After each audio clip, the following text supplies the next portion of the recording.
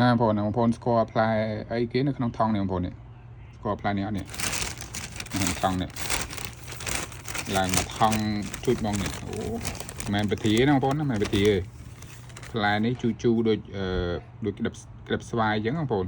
វានៅក្តឹបអញ្ចឹងជូបុកអំបិលម្ទេសមកជាតិហ្មងដូចក្តឹបស្វាយអញ្ចឹងជូអែមអញ្ចឹងណាបងប្អូនហើយបងខ្មែរគាត់បេះឲ្យ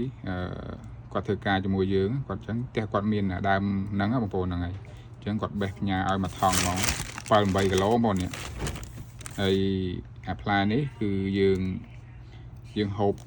ខ្ចីយើងហូបអញ្ចឹងខ្លះទៅហើយយើងសល់ប្រហែលយើងយកជ្រក់វាបានយូរបងប្អូនណាជ្រក់វាយើងទុកបានយូរអញ្ចឹងយើងដាក់ជ្រក់ខ្លះហូបខ្ចីយើងខ្លះមកបុកអំបិលមកអូជាតិអានេះយើងហូបជំនួសស្វាយឲ្យបានក្តឹបស្វាយក្តឹបអីចឹងវាជូអានេះគឺក្តឹបប៉មបងប្អូនក្តឹបប៉មណាពេលវាផ្លែមកវាក្តឹបបន្ទួចចឹងយើងបេះមកយើងយកមកហូបជូជំនួសស្វាយបានអញ្ចឹងណាហើយពេលវាធំទៅវាផ្អែមអញ្ចឹងយើង